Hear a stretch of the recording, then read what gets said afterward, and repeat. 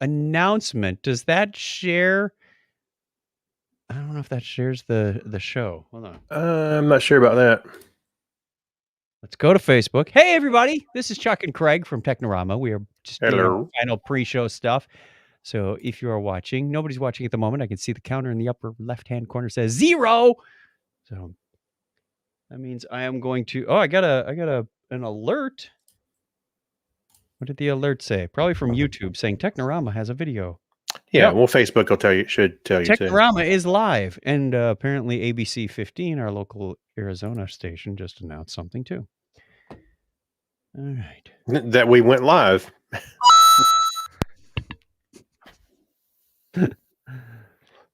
No. Do we need to share this? Let's see. Go to Technorama podcast page. Hey, if you look in your notifications, you should see it. Oh, yeah? I do. Kreg shared it. Technorama podcast is live. Yeah, so if you click on that, then you can just go share it. Well, am I sharing as me or am I sharing as Technorama? Well, when you open it up, you'll look at the top and it says who you're interacting as. I shouldn't have to open it up. No. If you click on the notification up in the top. Down at the bottom, it has my icon now, so I can do that. Yeah. Share now public. Shared your video. And we have one whole viewer at the moment. Thank you for joining us. We're going to get started in just a sec. We're just finalizing all this other stuff. The Rilling Stone. That is pretty funny. We were just laughing before the camera turned on. I did a cover of the Rolling Stone by Dr. Hook last night on karaoke. That was my closer. And then I had a Zoom call with my parents today. And my mom said, I'm waiting for my 5 copies. Because in the song, they say, going to send 5 copies to my mother. And I said, well, when I get on the cover, I will. So we thought, well, there's got to be a website out there that lets you put it on there. So I did a quick Google search for personalized or customized cover of the Rolling Stone. I got it all done, put my picture on there, put Karaoke King on there, and then realized the cover actually said, it didn't say Rolling Stone, it said Rilling Stone. Same font and everything. What does rilling even mean? I don't know. Maybe it's like fishing. No, that's reeling. Reel. Ground, or present participle. What's present participle? I know what a real RILLE is. It's kind of like a canyon because there's rills on the moon. Huh. Okay. Right. That's weird. Mike says somebody shared Technorama. Yay. How soon before the show can you call? If you call now, we got your message. Fear not. We got it. Yeah. Kreg was smart enough to check moments before. I did not. Call 5 more times. I love how our voicemail still says it's International Technorama Voicemail Month from like 2 years ago, maybe 3.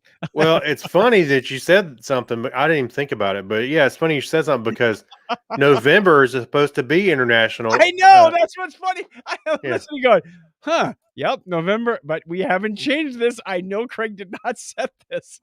Actually, I'm going to mention in the show notes. We got lazy and it just comes around once a year and we're right. Hey, it's right twice a year or once a year. Right. That's like, hey, what time is it? Yeah. 2:00. You always say it's 2:00. Well, I'm right twice a day. I am in a jovial mood today. Watch out. Oh, we got somebody else who's watching. Excellent. Thank you very much. All right. Shall we get started? All right. So I got it in the show notes. Go to brand and I'm going to turn off the lower thing. We are done with I can do banners. Oh, speaking of banner. What's that? We'll save this for the media corner. We'll save it for the media corner. Just remind me of the Incredible Hulk and how it's related. That's fine. In the media corner? In the media corner. When we get there. I have something interesting. I have just Wait, we didn't. I took it out because there was nothing in there. Okay. Well, when we get to pass me the remote, remind me of the Incredible Hulk. Okay. We're getting there. We're getting there. All right. I need to be able to reach the H6 when I do this starting. And Mike's worried about calling too soon. I'm doing two recordings here. Hey, Mike's worried about calling too soon to get on the show, and yet we're changing the show notes as we speak. That's the way we go. It's the way we go. All right. We are recording in 3, 2, 1. Technorama episode 656, Tryptophan Sleeping Aid.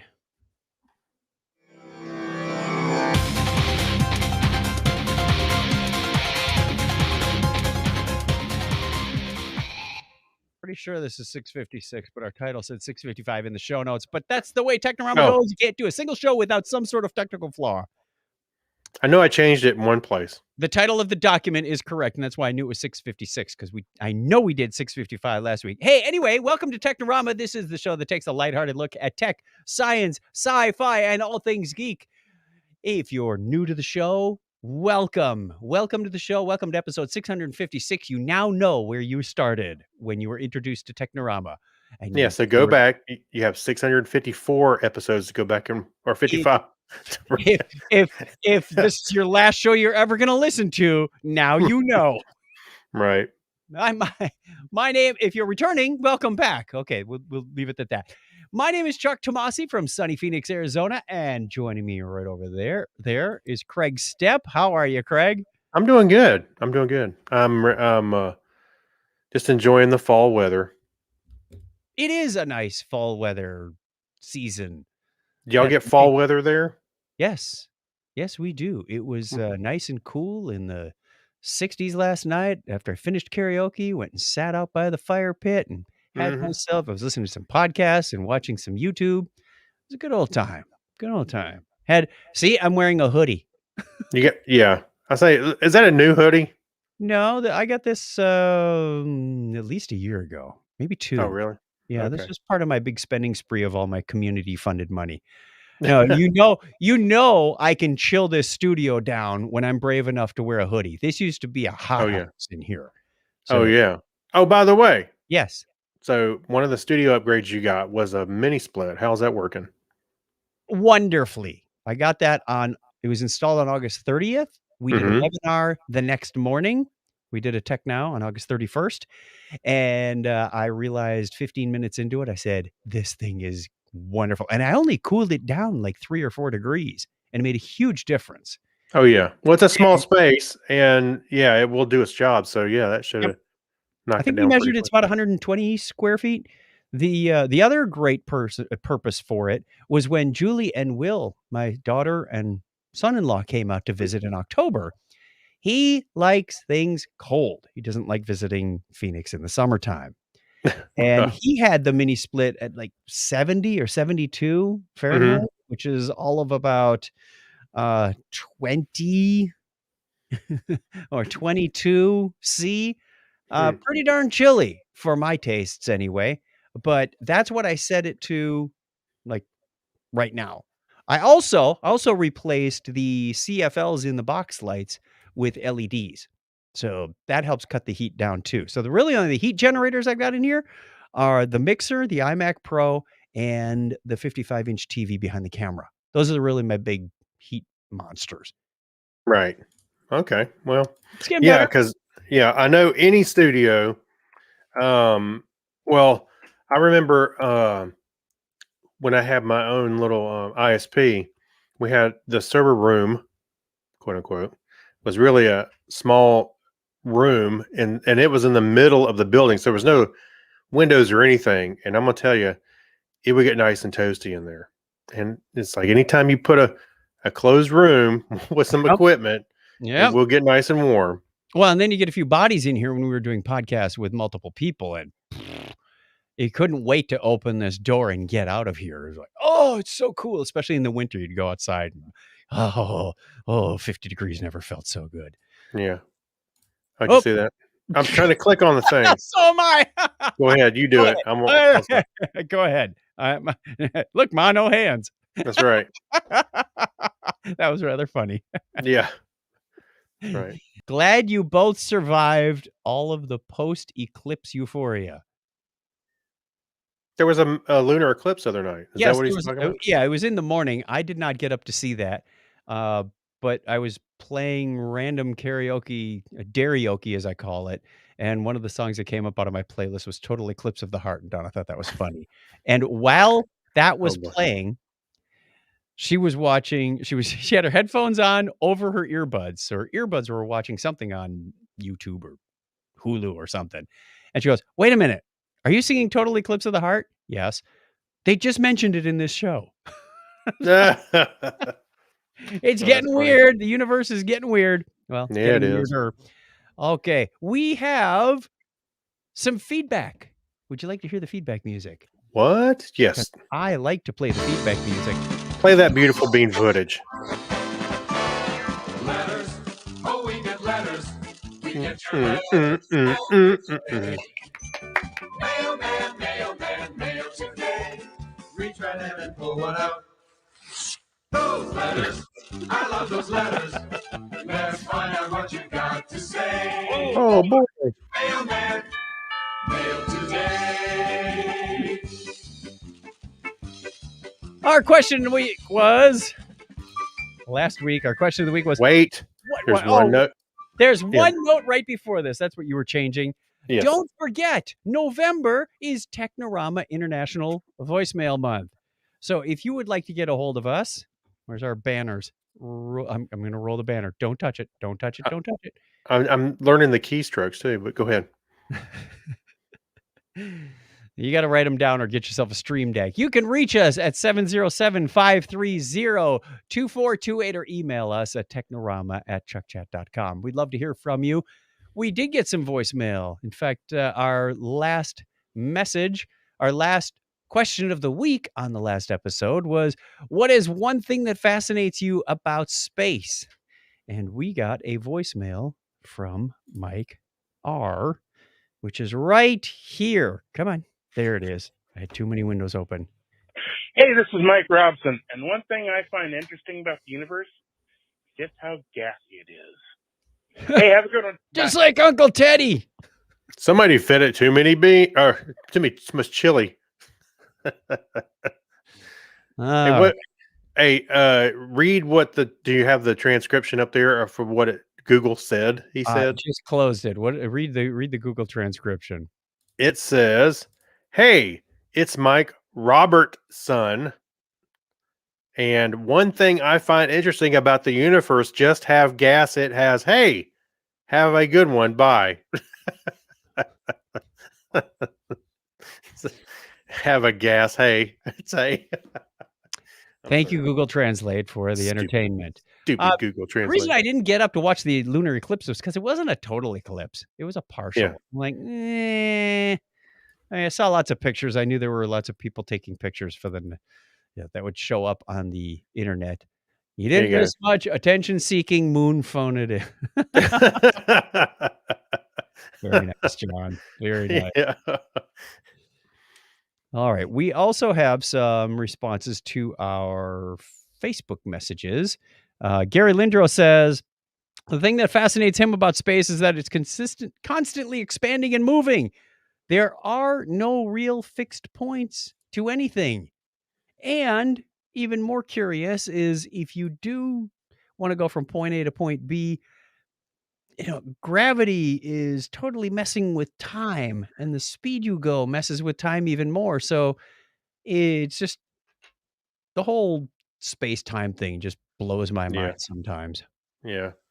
Well, our buddy Steve London said, actually, it's scary as hell. There's nothing likable about it. Cold, dark, deadly.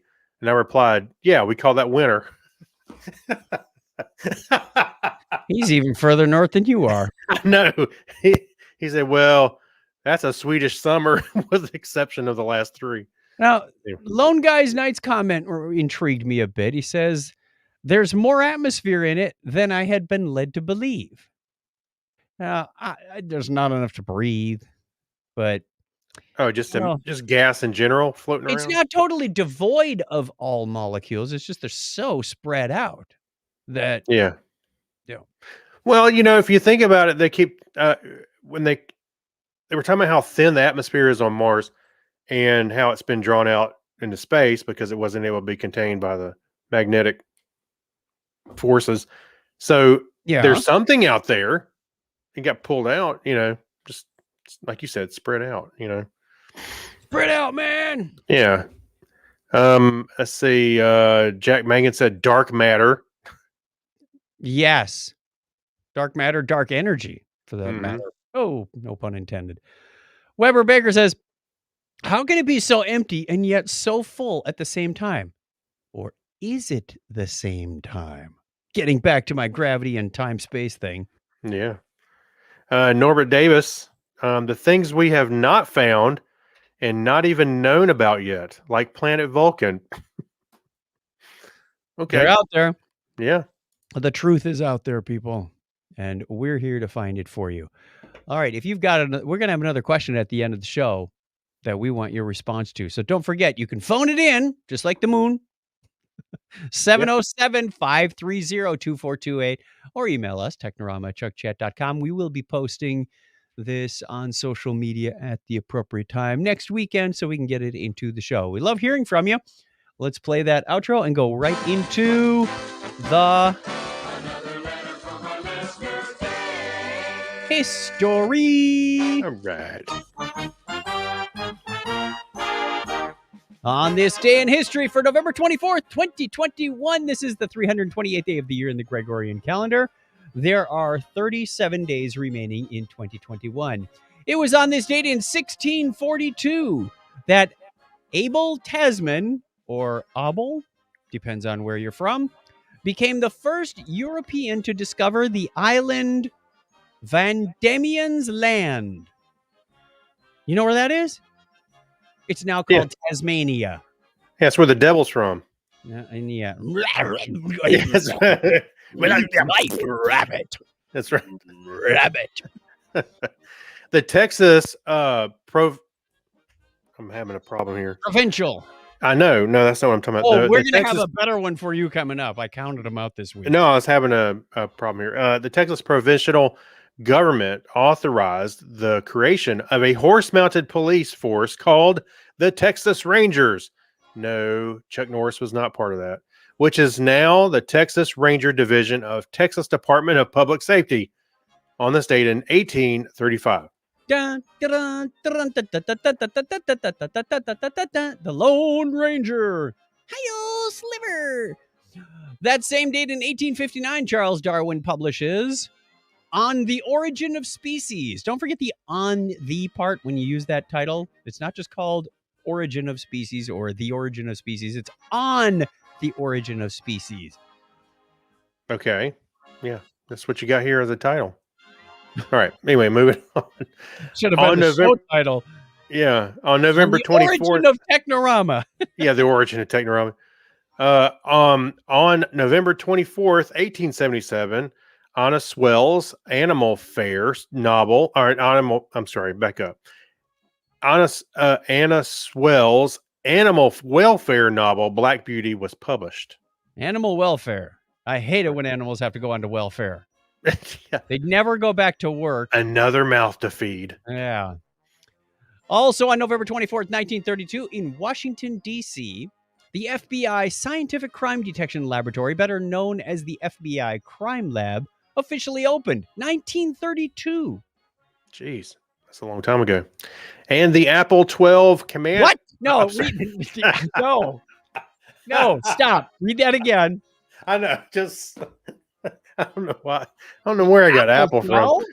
I got to upgrade my Apple too. Yeah. The Apollo 12 command module splashes down safely in the Pacific Ocean, ending the second manned mission to land on the moon on this date in 1969. This right here is why you listen to the show. After the history, we should put the history thing at the end just to make people hang on. But then they'll just use the scrubber and move ahead. Yeah. It was on this date in 1973 that a national speed limit was imposed on the Autobahn in Germany because of the 1973 oil crisis. It lasted about 40 minutes. I mean, for 4 months.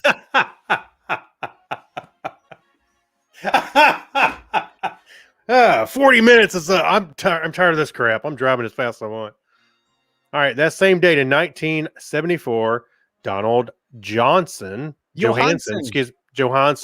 and Tom Gray discovered the 40% complete Australopithecus afarensis skeleton, nicknamed Lucy, after the Beatles song "Lucy in the Sky with Diamonds," in Awash Valley in Ethiopia's Afar Depression.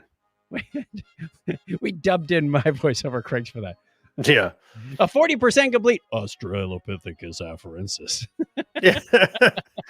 Well, it is kind of a tongue twister, isn't it? Not if you've been studying. Say it 3 times fast. No thanks. Happy birthday goes out on this date to German organist and composer Charles Theodor Pachelbel. You know what he's known for? He was with HP and Packard Bell. No, this is Taco Bell's canon. Oh. Dun, dun, dun, dun. One of the most commonly used themes in music today. Born on this date in 1690. So Taco Bell was born in 1690. Taco Bell. And Scott Joplin, the American pianist and composer, was born 153 years ago today. 153 years ago, and Ragtime was, 100 years ago. So, okay, that makes sense. I'm going, he wrote like The Entertainer. Dale Carnegie, American author and educator, was born on that same date in 1888. And American physicist, therapist, inventor, forensic scientist, Bessie Blount Griffin was born 107 years ago today. American physical therapist. Boy, I could have sworn when I read that it was more like physicist or something. Okay. Dutch-Swiss physicist and engineer, Nobel Prize laureate Simon Vandermeer was born today in 1925. An American publisher and author founded the National Review, William F. Buckley Jr., was born 96 years ago today.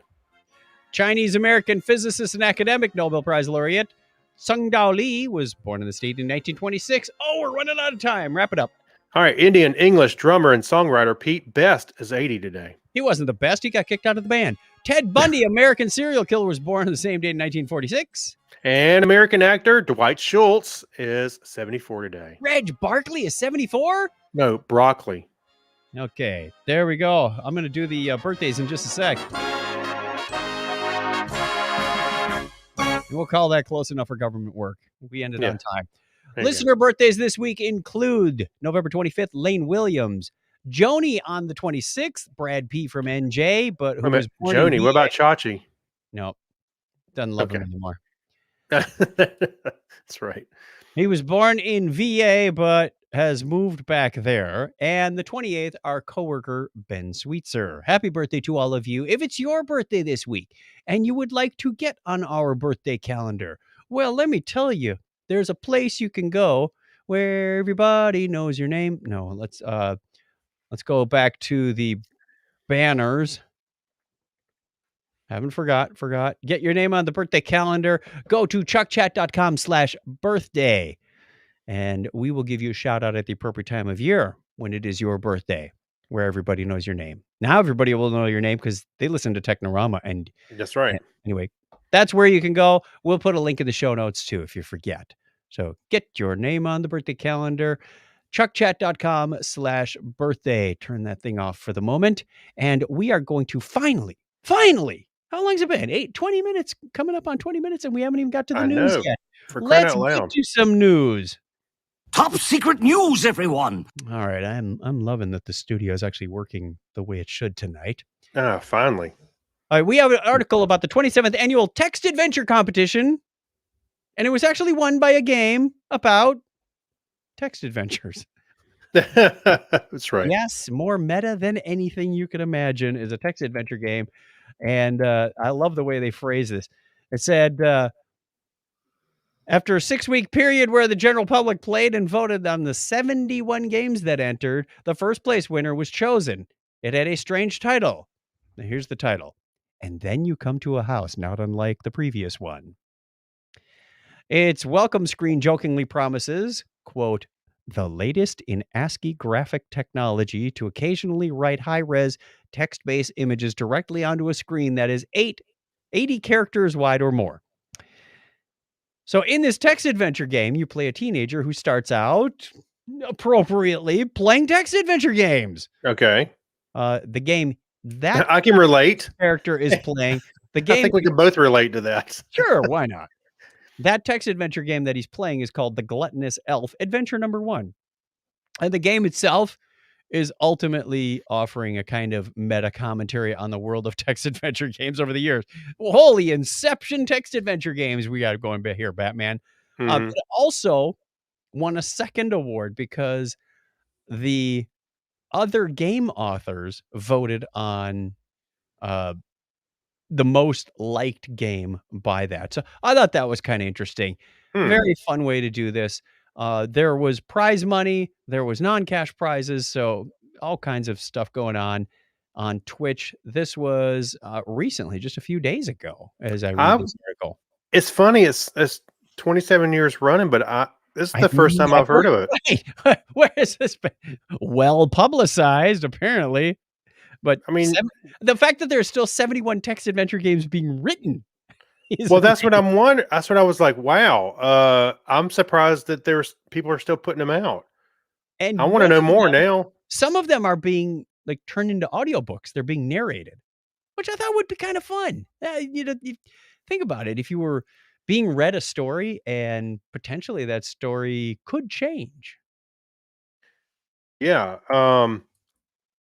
Absolutely. As a matter of fact, I tried to play some Infocom games on Android a while back. It was a few years ago. I downloaded you can download some of the old Infocom databases, and there's I forget what they call the engine. It escapes me at the moment. But you can download the engine to actually run the games, which is cool. And you can play Zork or play, whatever, any of them. So I was able to do it on the phone. It wasn't too bad.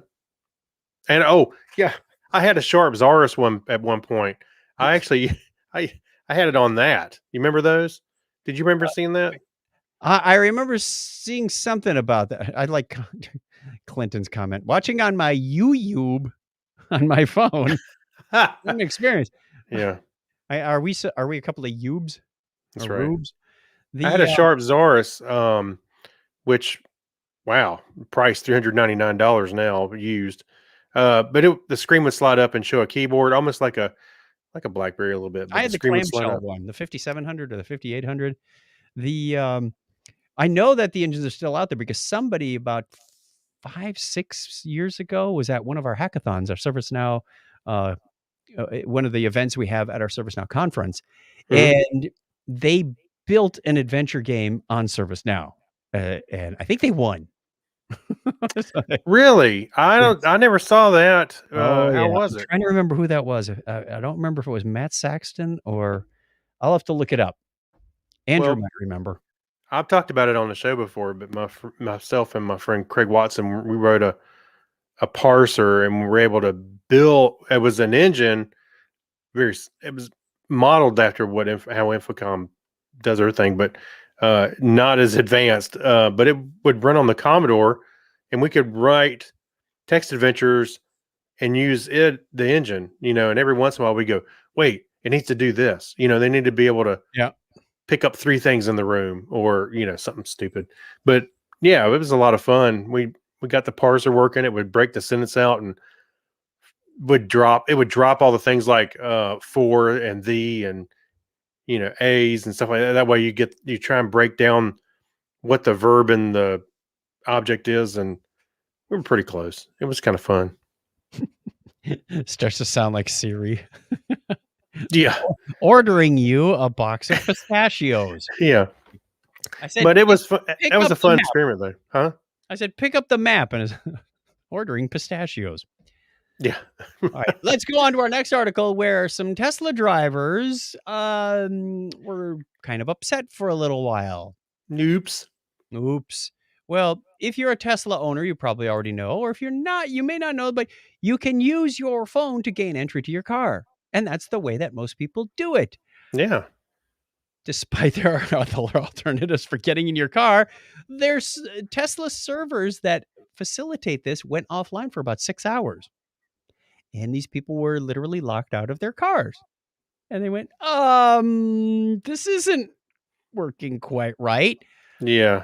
And then Elon Musk tweeted during this crisis, checking, like, suddenly Elon is in charge of tech support. Checking. They did get it fixed in about 6 hours. There's a thing called keys. Hey, he should have just he could have written loading ... rebooting. He tripped I'm over walking down to the server room right now to turn it off and on again. There's one server that controls all the unlocking, and he tripped over the power cord. Oh, I'm sorry. Working on it. Just kidding. Yeah.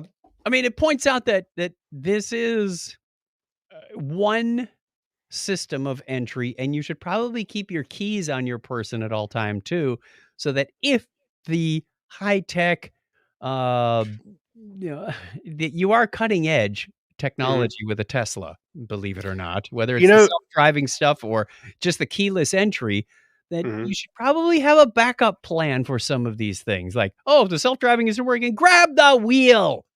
Well, here's what I thought about when I read this article, was that this reminded me of a couple things. One, on all Apple and Android in the near future, we will be able to unlock our cars using ultra wideband on all the new phones. It will act as a key for your car and start it. Couldn't they just use the NFC stuff and just wave it near the car? Yeah, it would be nice, but I'm just saying. So anyway, this is coming, right? Key fobs will be on your phone instead of giving you a key fob. Well, you should also have a key. Well, that's what I'm getting at. That's what I'm saying is that you go, oh, that's a great idea, until it doesn't work. Right. Or the other thing that I was thinking of was, another example is, I like using my phone or my watch, to pay for things at the store. But you then still carry a credit card, right? Yeah, unless I just happened to leave the house and I didn't have it on me. Well, then that's your own fault. No, I know that. I'm just saying that. I'm just saying that I go, okay, I want to use my phone, but either I go into a store that doesn't support it, which is now getting few and far between, or maybe it's maybe your phone dies or something. You can't do it. So then so you have to carry. I still have to carry my wallet. Yeah. I don't see myself being totally wallet free anytime in the near future. Not but I want to be. I want to be, but I also don't see myself using my phone exclusively for a lot of these things, because I'm at the airport and it doesn't want to play. Maybe it's got one of those, my battery's dead, even though I know the battery has at least 50% and I can't board my plane. Yeah. So have a plan B. Yeah. Well, I loaded up our boarding passes on our phones when our whole family was traveling several years ago. And my wife's phone was the screen, probably a lower resolution. So it would not scan at the security thing. So I was like, oops, and there she is with her ID in her hand, and but so luckily we had to print it out. So yeah, that was kind of bad. When we went to Hawaii, Donna tried it on her watch, and it just wasn't quite working. It's like, okay, everybody in group 3. So she gets up there and fiddling around with it. Is it face up? Is it face down? It's like, you're that person that's holding up the line. Yeah. Wait a minute. You said that? It was your wife. You should have been encouraging her, not. If it doesn't work, you're one of those people. Seconds, step aside, grab your phone, pull up the boarding pass. Let the other people by for a sec. I think generally now phone for that most phones are just fine, but yeah, you should at least maybe have it printed out in your bag or something. I generally do. If I'm it's easier when I'm going out, like I print it at home. But sometimes when you're in a hotel, you can't find a business center, or you don't trust logging into a public kiosk machine just to get your boarding pass. Right. So getting home, sometimes it's a little more iffy. But all right. That's our stories about Plan B. I still like the working tweet. Checking. Check. You need the sound effect from Star Trek. Where is it? The computer. Hey, did they ever Working. Yeah, working. Did they ever say what happened? I can't remember that. I never got a root cause in that article. Because you think they would have a few data centers floating around for Fault this. tolerance would be nice. Yes. Where's Yeah. where's the redundancy in these things? Yeah, I'm thinking, if it's got to be up 100% of the time, you better have a failover plan. Yeah. And I can't imagine you'd need that big of a data center, but I'd need several, it's co-located. Yeah, put one in the East Coast, one in the West Coast, or one in the UK so that anyway. Put it on a Starlink satellite for crying out loud. Yeah. Elon, dumbass. You own the satellites.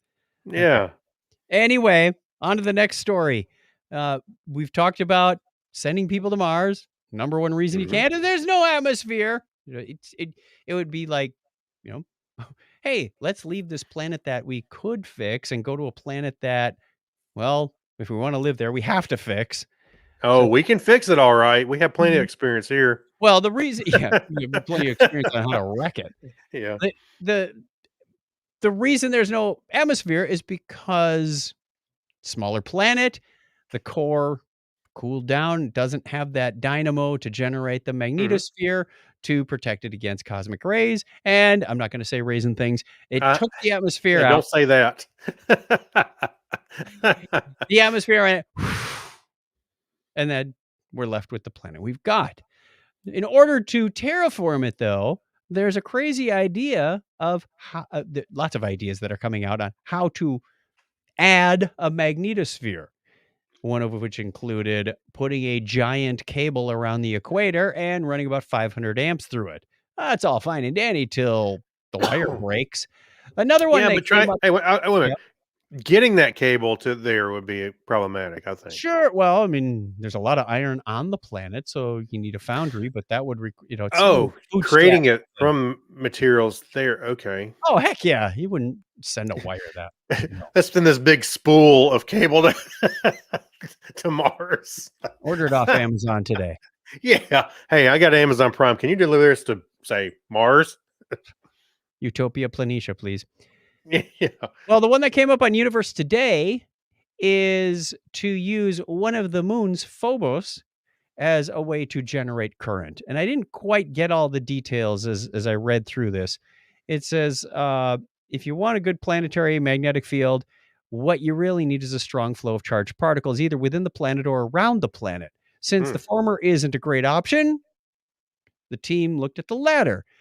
It turns out you can create a ring of charged particles around Mars thanks to its moon Phobos. It says Phobos is the larger of the two Martian moons. It orbits the planet quite closely. So closely, in fact, that it makes a trip around Mars every 8 hours. That would be kind of cool to see your moon actually track across the sky. Wow. And the day is about the same length. It's like 23 hours and change. I've seen some meteors move pretty quick, or I'm sorry, satellites. Go across the sky. Yeah. It'd be like that. It'd be like the space station goes around every 90 minutes, so not quite as fast as that goes across the sky. Yeah, right. It says the team proposes using Phobos by ionizing particles from its surface, then accelerating them so they create a plasma torus. Not sure what that is exactly, along the orbit of Phobos. I envision something more like rings, or this would create a magnetic field strong enough to protect a terraformed Mars. It's a bold plan, they said, and there's a number of other bold plans coming up. The trick is, and I read through some of the comments, they went, yeah, great idea, but how are you going to make it happen? There's a lot of things that need to happen before you can just go up and put a lighter underneath Phobos and go. I'm starting to get into the same boat that you are. I'm thinking, I want to see people go to Mars one day, but the same reason, this is a lot of trouble to go through to get to Mars one day. Yeah. Why terraform it? Why? There's no water standing on the planet. I mean, it's more of a hassle to live there than it would be. It's a little prohibitive, a little bit, without making some major changes. So I'm just wonder why. Well, the main reason that I always hear is, oh, well, if an asteroid strikes Earth, well, we'll have some of the population there. So we won't all be wiped out. Yeah, but I won't care. I won't. I won't be here. What if they discover the asteroid tomorrow and say, hey, we got 2 years to live? We're not going to be able to terraform Mars in 2 years. I know. Start drinking and partying and like it's 1999. That's right. All right. Fourth news story we've got is that scientists have invented that camera from Blade Runner, where he's looking at the scan and he goes around corners and well, they've invented a camera that can see through or around pretty much anything.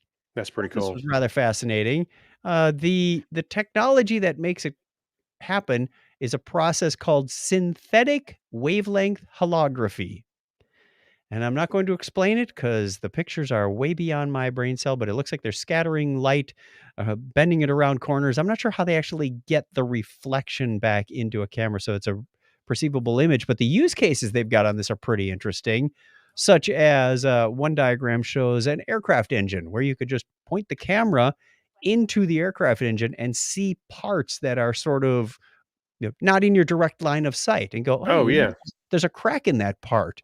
Or if you're driving your car down the highway and maybe there's an outcropping or something that has a deer that could potentially run out in front of the road, you would see the deer before it runs from behind the outcropping going, holy crap, deer. You could go, all right, there's some deer coming up. I better slow down. Yeah.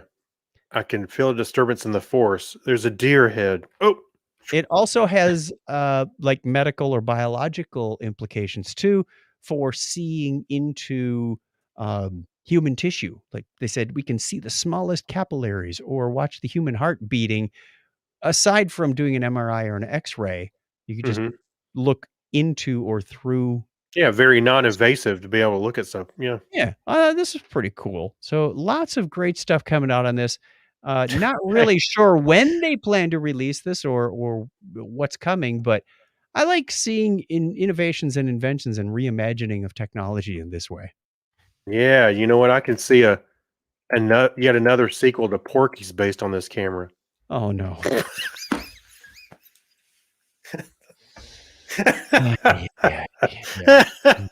The shower scene all over again. Well, there's no hole in the shower, but we can see around the corner. Check out this camera. I'm live streaming all this science, and I bring it to a different level. Well, it's the porn industry, and wars make technology accelerate faster. Okay. That's funny. With that, let's give a shout out to the chat room. Who do you see in the chat? Well, I've got we've seen Comedy Forecast, John Miller Jr., Mike Robeson, and is it Robeson or Robison? I didn't quite catch that from the voicemail. He said Robison in the voicemail. I'm thinking we'll go with that. Let's fix our brain waves. And if you happen to be around Sunday nights, we'd love to see you. 9:30 Eastern, 6:30 Pacific. We do this on YouTube and Facebook. Been doing it for years. Love to have you as part of the party.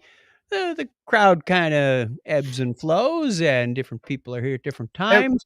How many years have we been doing video now? We were talking about that the other day, and I can't remember. Well, at least since 2011, because that's as far back as our YouTube record goes. But I know we were doing it before then, possibly 2008 or 9, maybe even a little sooner than that. We did experimenting on and off. So if I had to hazard a guess, I'd say it's at least 13 years. Yeah. Some of you can go back and look at those. If you don't want to just listen to the show, you can watch us on the show. Don't watch the old ones. They're boring as sin. Some of those 2011 ones were like, whew. Yeah, well, we were trying. Hey, it was something new. It's like podcasting. We're just exploring what's possible. Sometimes all right, look, half of the video was boring, but I'll let y'all decide which half it was. Chuck's or mine. No, my video is reversed. I don't know which side. The other guy. All right, we want to give a shout out to our patrons because they are the people that make this show run. They keep us financed so we can bring you this live stream and software upgrades and hosting and all of that other good stuff. Thank you, thank you, thank you. For as little as $1 a show, Craig, would you put up the crawler? Yeah, Well, I will. I thank these people. Thank you to Alexis Duran, Amber Elstad, Amy Bowen, Avner Braverman, Ben Vaughn, Brian Brown, Chris MC. Thank you very much, Dan Mancoyer and Dean Jensen. Really appreciate it. Denise Inglis, Gary Lindros, buddy, thanks. John Clifford, John Noble. Yes, our John Noble. Yorga Shrawan, Christina, Kyle Nishioka, Leon, Mark Kilfoyle, Mike Wills, Chris Martinez, Saturday Morning Media, and I know that we donate back to some of these people too. It's kind of a weird feedback loop thing. Stephen Weshy, Steve Therian, Steve Cody, and sweet Steve London from Sweden. Thank you very much, everybody, for your support. As little as $1 a show. If we don't produce a show, you don't pay. So there were some times in September and October where we earned less because we produced less. But we enjoy you participating and giving to the show, thinking it's valuable enough that $1, maybe $2. Some people were giving $5. Come on, guys. We're at least worth that, right? That's Julie's technique when she was little. I've told that story, right? The Halloween story. Can you believe it? Some people are giving away 4 or 5 pieces of candy. Well, I'm going to put this on our Technorama, our Patreon people. Can you believe it? Some people are giving $5 or $10 an episode. That's right. It was sweeter when Julie was 3 and she did it. No, yeah. Oh, I'm sure I would have enjoyed it more. If you want to be part of this sweet family, you can go to patreon.com/Technorama podcast and contribute there. We would greatly appreciate it. Not only do you get your name on every show, we have a special recording that we do right after this where Craig and I kind of dig into the cobwebs of our attic, of our brains, and see what we can dredge up from the boxes of dusty stuff we've stored up there. Yeah. And then we also occasionally, about once a year, send out postcards. So we send our patrons postcards, thanking them, and you get to know where we are when we're there. We did ours from Dragon Con this year, 2021. Right. So we did not miss anything for COVID. In 2020, we had the cruise. In 2021, we had Dragon Con, and we're going to figure out what we're doing for 2022 shortly. We'll figure it out. We don't know the next time we will be together in person. At least Dragon Con, because we got Dragon reservations. Con. Wow, I used up almost all that music going through that. Yeah. What a bunch of nonsense. Here, let's look at the comments real quick. I had some, I'm trying to remember where they fit in. So I don't know. A little out of context. Impractical solution, number 1, invent teleportation. I think that's some to get to Mars? No, I think he's talking about the Tesla. Oh, okay. Tesla. Mike Robinson says, Hal was seeing what the meat sacks will do without their cars. That's Tesla, yes. He also said, cross the streams. We can do that. Yeah. You can count the nose hair on the holiday. I think he's talking about that using that camera. Oh, no. Well, at least it's not our live stream he's talking about. Oh, and he thinks we should put together some Blu-rays with our videos on it, I guess. Does anybody have a Blu-ray player anymore? I do. It's right here. I have one just in case. That reminds me, I got to rip some DVDs. Actually, I bought one just for the computer for that reason, to archive some of the movies I care about. Yep. I've got my DVD player over there in the closet, which reminds me, over Thanksgiving, I've got to paint the closet doors. But in the meantime, hey, Craig, pass me the remote.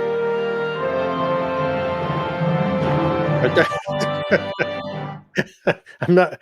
Again, my video's backwards. I don't know why it's. All right, I put this. Oh, by the way, forward reference in about the Incredible Hulk. I see you wrote it down.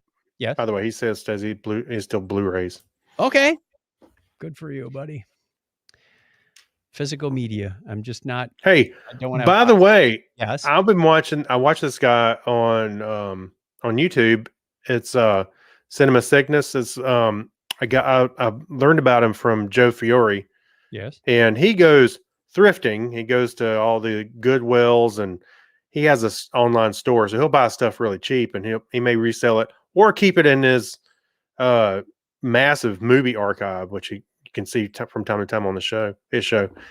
But he goes to places like I say, Goodwill, flea markets, all that stuff, and there are Blu-rays for like $1, $2, or $3.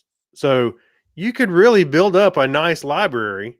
Yeah. If you don't, he was at I watched today. I had it playing in the background. He went to I don't remember where it's at. It's like a flea market kind of place indoors, and there was a box of movies, but they were on beta. I was like, I don't think I've seen a beta tape in 35 years. Sure enough, there was some horror movies. He had some horror movies, and they wanted like, some of them were $20 all the way to 40. But you can get some good deals on regular movies. You can still buy VHS around if you want it. All right, my connection back to the Incredible Hulk. Yes, the Hulk.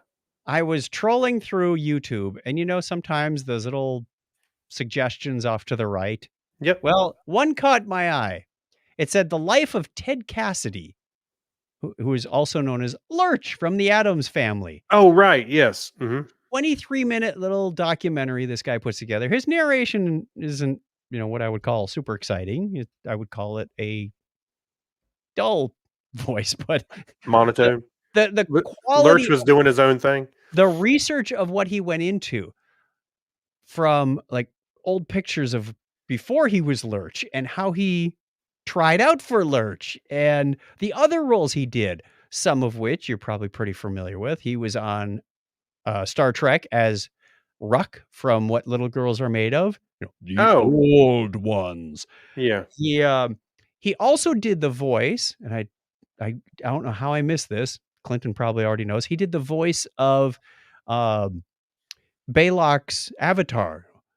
You have encountered the ship Viserius. I was not aware of that. Yes, okay. That was Ted Cassidy also. He did a whole number of other things. He did a lot of appearances, single episode things, usually as a tall guy. He played, he was in Butch Cassidy and the Sundance Kid. Lots of great appearances. So anyway, this video led to another one. I'm trying to remember. There was another one. And eventually I came up with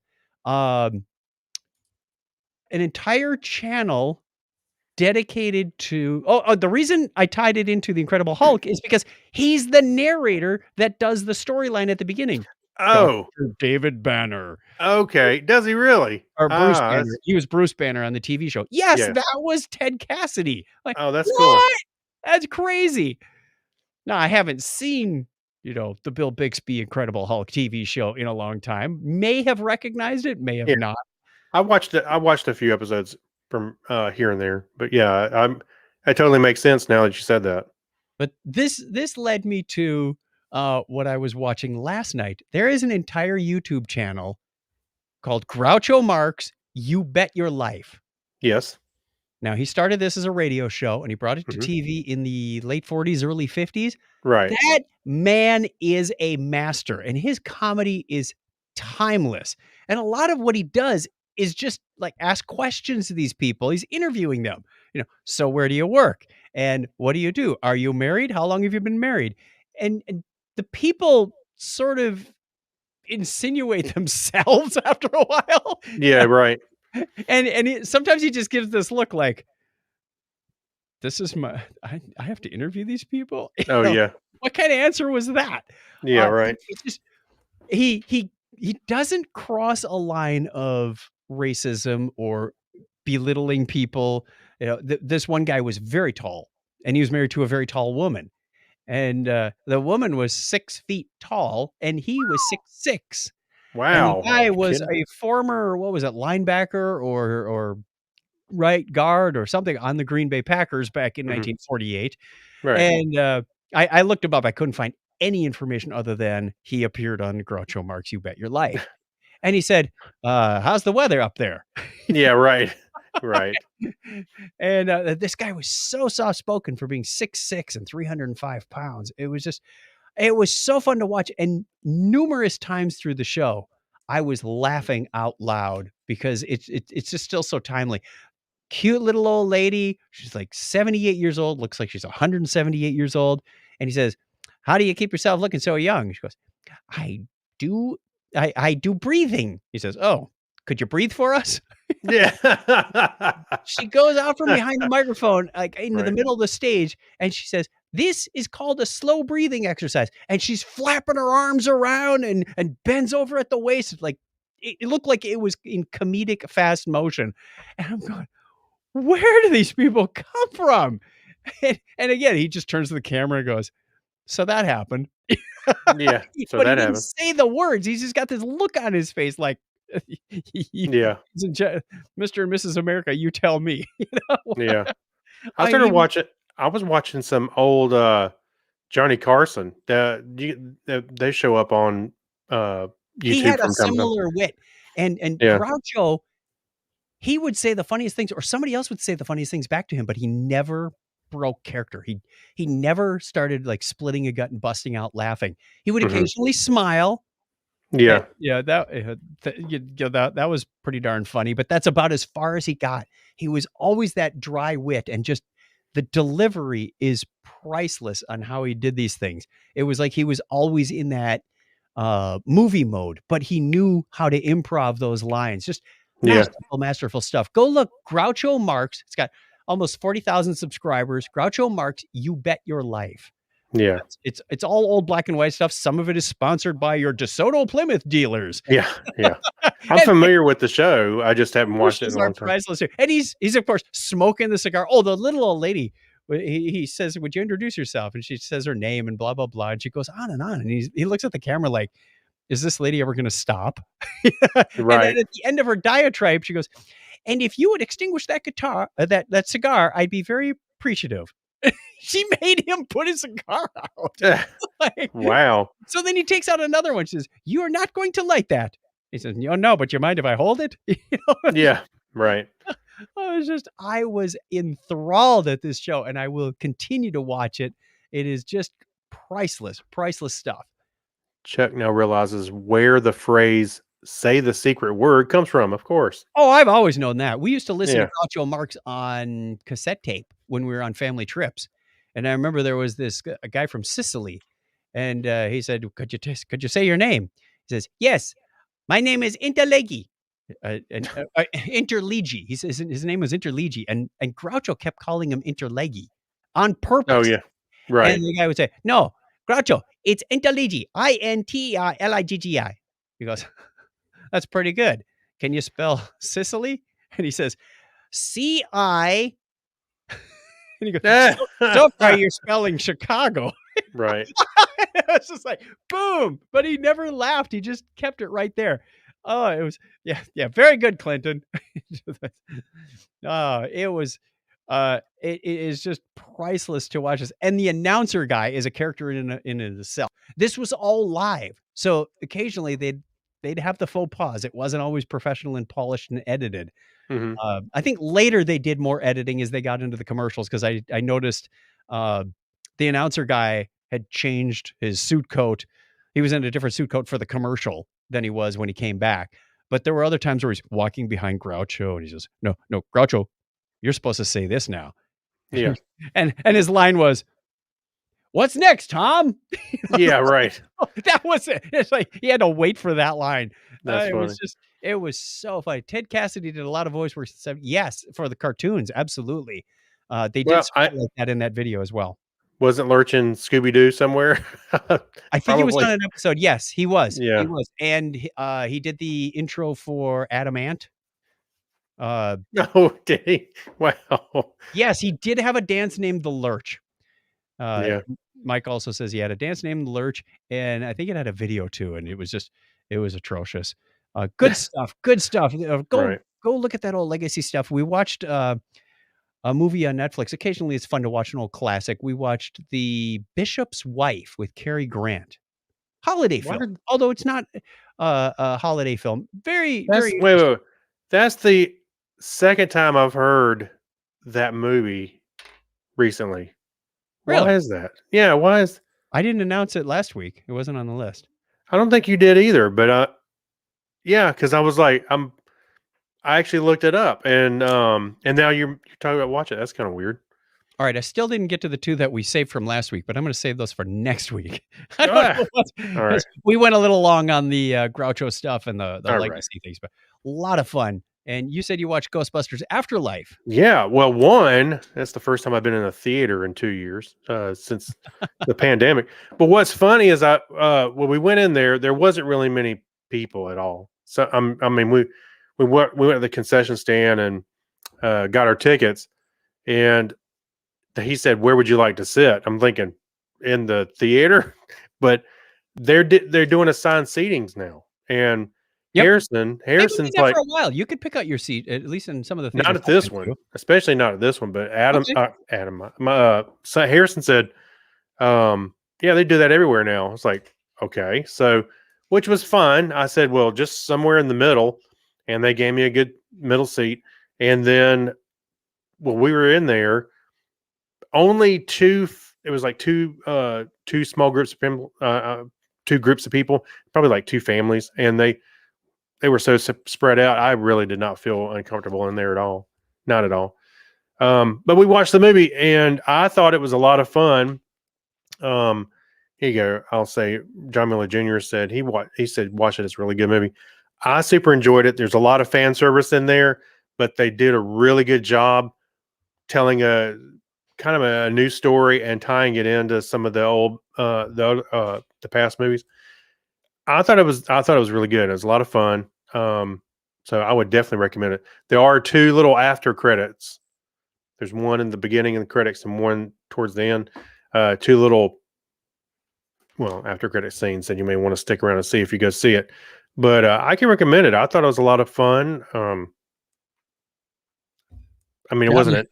John is saying Apparently I did talk about the bishop's wife before.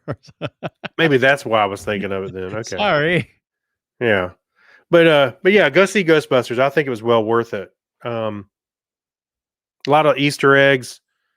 Like I said, the newer story was good. Seeing the Ecto One like in action was fantastic. The visuals were great. So yeah, I think it's a winner. Who put that movie out? Sony. Okay, so it's not likely to show up on Paramount Plus. Not for a while. I don't think it's going to be on video on demand for a little bit, but no. All right. Good stuff.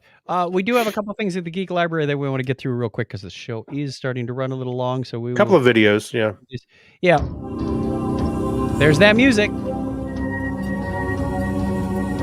The Geek Library ship is landing. Here it comes.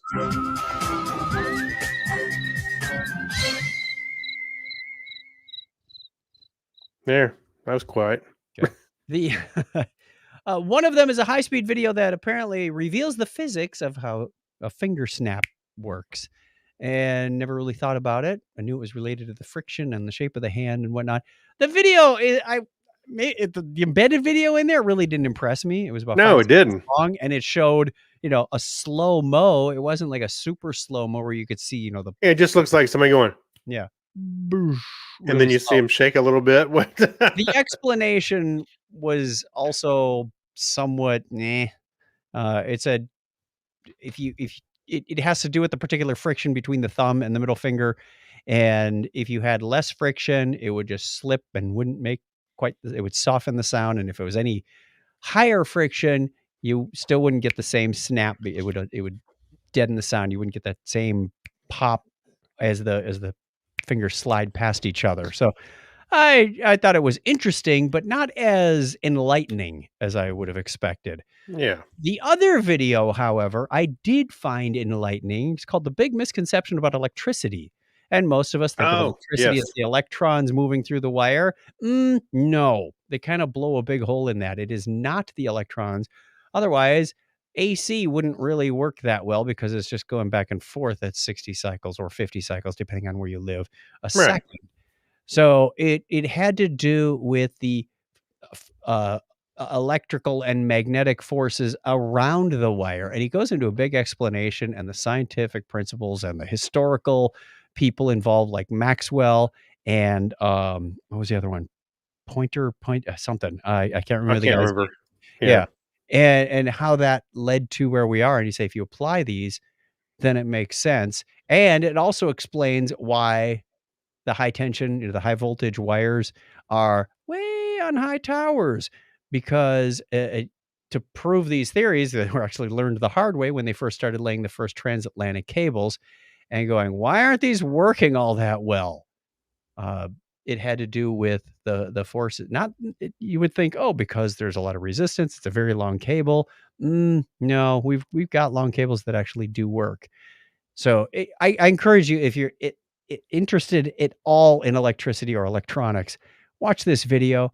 It opens your eyes and goes, okay. I knew pieces of this, but I didn't know, like the right hand rule. We learned that in freshman electronics. But when I ran across this, I thought, oh, this is great. I'm gonna throw this in the media corner because yes. I thought it was pretty enlightening myself. Enlightening.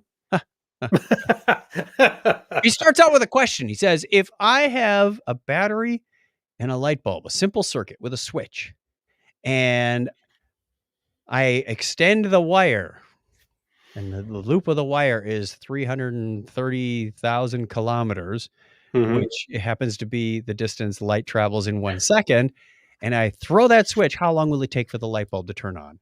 And he gives midichlorians.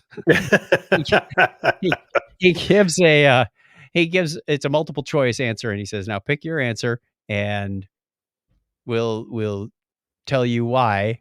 Stick to your answer. Don't say, oh, that's what I would have picked if you'd given me the explanation. So it was really interesting the way he approached this. Yes. So definitely encourage you to watch that. We are over the hour mark, so we want to leave you with this question of the week before we go. Easy one. Thanksgiving here in the United States. What are you thankful for? So I'm thankful for you, Chuck. I'm glad you're here. I'm thankful for you, Craig. I'm thankful that we still get to do this. I'm thankful for our Patreon people that allow us to do this. The fact that we have the financial means and the ability. We're both healthy. We can both speak and address the camera and all that kind of stuff. That's right. Have a house that facilitates this. Have spouses that are tolerant of our crazy habits and hobbies. Well, I don't know how tolerant. I'm just kidding. Initially, they weren't. Yeah. So yes, a lot of things to be thankful around the podcast and outside of that. So thankful for all the friends we've made through podcasting and the opportunities that it brings. So we would like to know what you, dear listener or viewer, are thankful for. Call us on the listener line 707-530-2428 or send us an email, technorama@chuckchat.com. Let us know. Let us know. We really like to hear your thoughts on the matter. Family, work, finance, political, personal relationships, whatever it happens to be. It's been an interesting couple of years, and I think it's easy to spot those thankful opportunities for things we used to take for granted that we were then denied and now are slowly seeing returning. Yeah. Sometimes in new shapes and forms in our lives. So That's there true. you go. Cats. John Miller Jr. says he's thankful for cats. Oh, I got some he can have. I'm just kidding. I got some thankfulness for you. Yeah. Okay, that takes us to the end of the show. We are going to roll that music. Whew, a little loud. At least in my ears it was. And let everybody know, once again, get in contact with us on the listener line, 707-530-2428. We'd love to hear from you. Or find us on our webpage, chuckchat.com/Technorama. Love to hear from you. You can also send us an email, technorama@chuckchat.com. Facebook page, yep, got one of those too. Comments on YouTube, yep, one of them too. So lots of different ways you can get in touch with us. Google Plus, we had one of those. No. MySpace, not anymore. Yeah. We just closed that down. Dial-up BBS, gone. Yeah, like a long time ago. So until next time, tell a friend about Technorama. And Craig, as always, would you be so kind as to give us a binary high five? All right. 101, everybody. Thank you. Take care.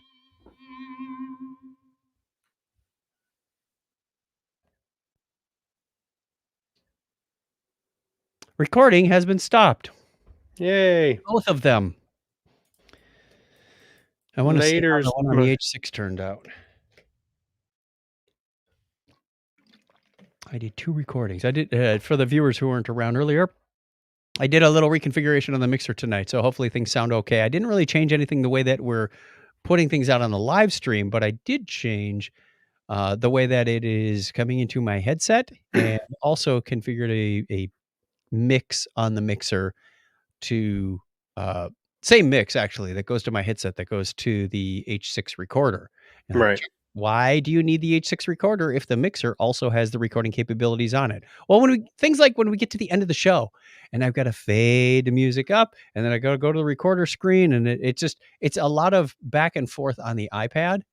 Yeah. Where I can always just hit a physical button and go, we're now recording. We're not recording. And I can keep an eye on the recorder while I'm doing other things on the mixer because it's a different screen.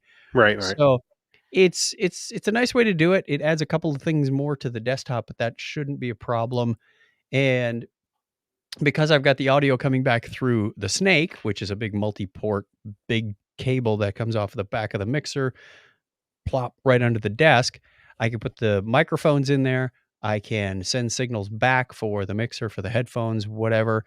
And if Keith comes over with his iPad at some point, I've got ports already configured to put that in. So easy peasy. Now I'm getting a little more familiar with the equipment. It's been in place for almost 3 months. So yeah, you don't laugh. I finally went through the setup screen in the desktop software. You used the wizard. No.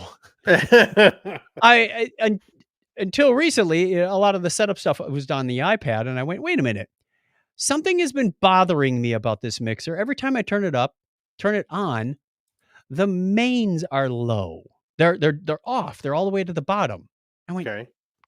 Well, like reset every time? Is that what you're talking about?